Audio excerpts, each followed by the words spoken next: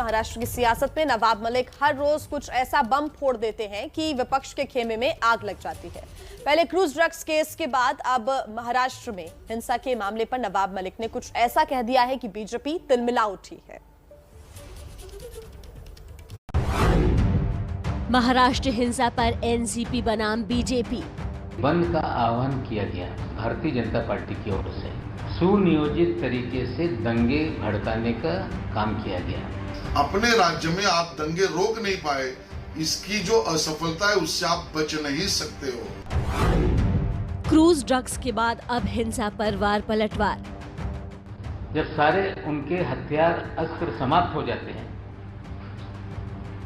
तो फिर दंगों का हथियार बाहर निकाल के वे अपनी राजनीति शुरू करते हैं। वो व्यक्ति हो या संगठन, दोनों पर कार्रवाई करिए, नहीं तो भारतीय जनता पार्टी आपके खिलाफ आंदोलन करेगी। क्या महाराष्ट्र में हिंसा की साजिश रची गई?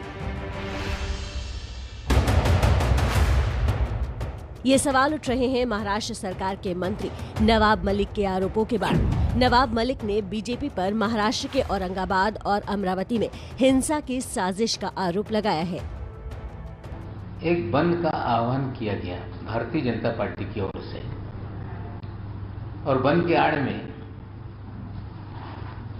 सुनियोजित तरीके से दंगे भड़काने का काम किया गया। साजिश थी कि पूरे महाराष्ट्र में दंगे भड़काए जाएं। आगे नवाब मलिक के आरोपों की फेहरिस्त आपको सुनाए, उससे पहले रजा अकेडमी की कथित भूमिका समझ लीजिए।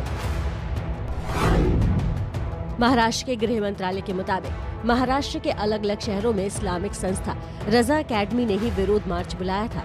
इस दौरान नांदेड़, मालेगांव और अमरावती में हिंसा हो गई। नांदेड़ में पत्थरबाजी हुई तो मालेगांव और अमरावती में दुकानों और पुलिस की गाड़ियों को दंगाइयों ने आग के हवाले कर दिया।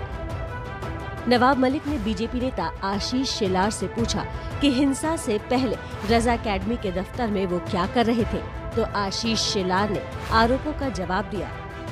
कुछ मौलाना है जो इस शहर में सबके कार्यालय में घूमते रहते हैं, बयान निकाल देते हैं, दंगे करा ले, इतनी उनकी ताकत नहीं। लेकिन रजा एकेडमी के कार्यालय में आशीष शेलार बैठ के मीटिंग कर रहा था, उसकी तस्वीर मैं आपको देता हूँ। पाबंदी लगाने की मांग की जा रही है सरकार से। जांच करके जो होगा होगा, लेकिन दंगाई जो है सबको जेल में डाला जाएगा। अपने राज्य में आप दंगे रोक नहीं पाए, इसकी जो असफलता है उससे आप बच नहीं सकते हो। और इसके लिए आपको मैं कहना चाहता हूँ, झूठ, ओछी और गंदी राजनीति से नवाब मलिक आप ऊपर आइए और जिन्होंने दंगा किया वो व्यक्ति हो या संगठन, दोनों पर कार्रवाई करिए, नहीं तो भारतीय जनता पार्टी आपके खिलाफ आंदोलन करेगी।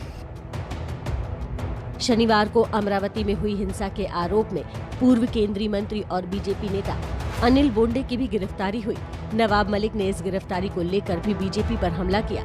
नवाब मलिक ने ये भी कहा कि हिंसा के लिए मुंबई से फंडिंग हुई थी। जानकारी मिल रही है कि बड़े पैमाने पे मुंबई से पैसे गए और वहां के कुछ विधायक के जरिए ये पैसे लोगों में बांटे गए। निश्चित रूप से उसी की जांच हो रही है। महाराष्ट्र हिंसा में अब तक 10 लोग गिरफ्तार हुए हैं। नवाब मलिक का दावा है कि वो जल्द ही हिंसा की साजिश के पीछे और सियासी चेहरे बेनकाब होंगे।